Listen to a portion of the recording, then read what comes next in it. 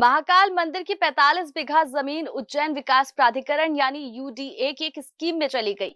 हैरानी की बात यह है कि एक तरफ ये पूरी प्रक्रिया चलती रही, दूसरी तरफ मंदिर प्रबंधक समिति को इस बात की भनक तक नहीं लगी, या यूं कहें कि सब कुछ पता होने के बाद भी जिम्मेदार खामोश रहे।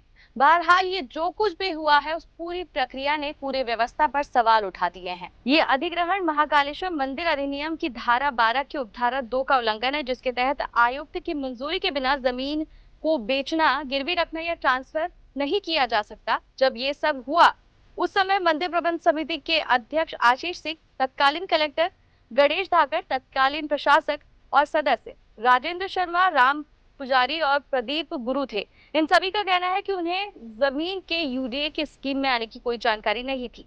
9 सितंबर 2022 को यूडीए ने टीडीएस पोल स्कीम के लिए अधिसूचना जारी की थी, जिसमें महाकाल मंदिर की 45 बीघा जमीन को शामिल कर लिया गया। उस वक्त यूडीए के कार्यकारी सीईओ आशीष पाठक और अध्यक्ष संभाग आयुक्त संदीप यादव थे। हैरानी की बात है कि ना तो मंदिर प्रबंधन और ना ही कलेक्टर को इस जमीन के अधिग्रहण की जानकारी दी गई। ये जमीन निमनबासा इलाके में थी, जिसे दान के रूप में मंदिर को दिया गया था। 6 दिसंबर 2023 को यूडीए की तरफ से जमीन अधिग्रहण को मंजूरी दी गई। खास बात यह रही कि उस समय यूडीए के सीईओ और मंदिर प्रशासक दोनों पदों पर संदीप कुमार सोनी ही थे। उन्होंने यूडीए के सीईओ के रूप में जमीन अधिग्रहण को मंजूरी दी और मंदिर प्रशासक के रूप में इस पर साइन कर दिए, यानी उन्होंने खुद ही अपनी मंजूरी पर दस्तखत किए। जब ये मामला सामने आया तो कलेक्टर नीरज सिंह ने तुरंत पत्र लिखकर यूडीए को जमीन को अधिग्रहण से मुक्त कराने के निर्देश दिए, जिसके बाद से कई सवाल खड़े हो रहे हैं कि आखिर जिम्मेदार अफसर कर क्या रहे थे। बिना मंजूरी के मंदिर की जमीन कॉलोनी के लिए कैसे ले ली गई? क्या उन अधिकारियों पर कार्रवाई होगी जिन्होंने ये गड़बड़ी की?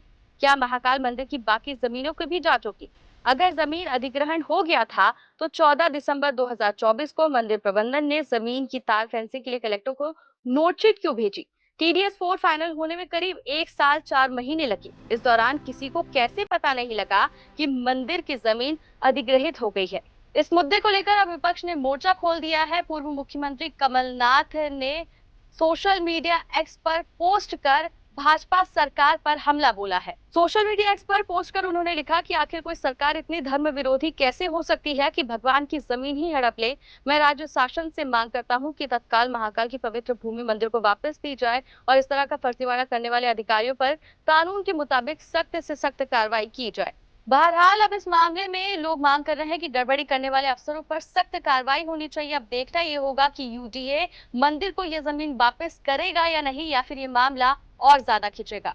आपका क्या कहना है इस मामले में? कमेंट सेक्शन में हमें जरूर बताइएगा। ऐसे और वीडियो के लिए जुड़े रहिए हमारे साथ, देखते रहिए चौथा खंबा। नमस्कार।